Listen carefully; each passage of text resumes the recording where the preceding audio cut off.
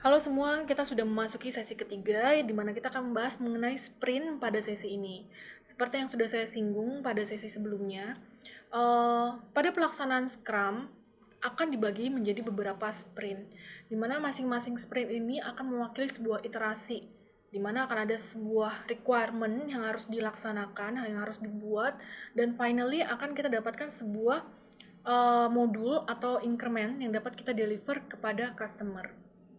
Nah, kita akan bahas lebih detail mengenai sprint ini. Jadi, kita dapat bilang bahwa sprint itu merupakan sebuah iterasi atau siklus pelaksanaan Scrum.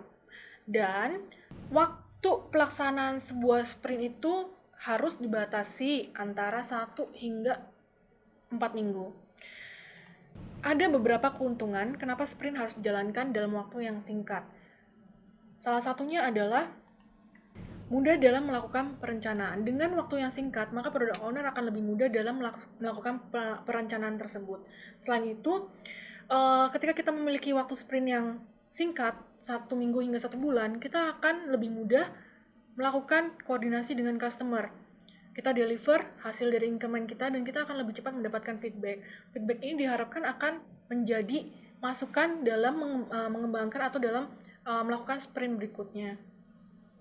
Lalu yang kedua adalah error yang dihasilkan akan terbatas pada sprint tersebut, pada ruang lingkup yang kecil tersebut, meningkatkan return of investment-nya, dan excitement dari tim development akan terus diperbaharui dari masing-masing sprint tersebut. Serta yang terakhir adalah kita memiliki banyak checkpoint yang dapat digunakan sebagai bentuk evaluasi atau pemantauan monitoring.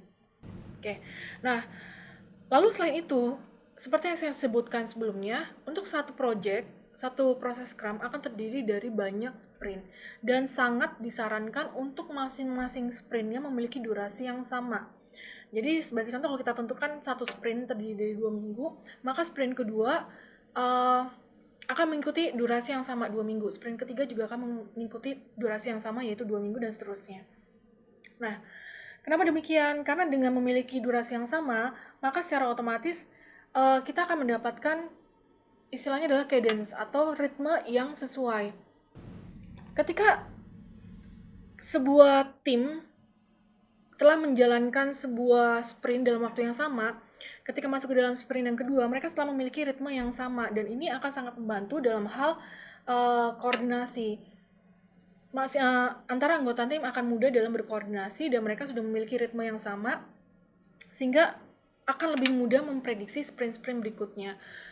Pada kenyataannya atau pada implementasinya, sprint pertama akan lebih susah diimplementasikan dalam artian ketika kita merencanakan ada 5 produk backlog yang harus dilaksanakan, belum tentu 5 itu akan selesai. Tapi ketika kita masuk ke sprint yang selanjutnya, hasil dari prediksinya akan jauh lebih tepat dengan memperhatikan experience dari masing-masing anggota timnya tersebut. Jadi hal ini sangat membantu sehingga sangat disarankan untuk memiliki durasi yang sama. Oke, nah lalu di sini dapat kalian cek bahwa penentuan sprint selalu dimulai dengan penentuan produk backlog. Salah satu produk backlog didapatkan dengan menggunakan user story. Nah, user story ini intinya adalah requirement yang kita dapatkan dari customer, namun bentuknya adalah story, berupa bahasa yang sering digunakan oleh customer, berupa kalimat itu sendiri, tanpa menggunakan diagram-diagram seperti UML diagram, use case, dan lain-lain. Nah, user story ini nanti akan diproses sebagai salah satu fitur yang bisa kita gunakan sebagai penentuan produk backlog item itu sendiri. Nah, di sini kita dapat melihat beberapa jenis dari user story itu. User story ini memiliki template khusus yang dimulai dengan as a, role-nya apa, I want to, tujuannya apa, so that, benefitnya apa.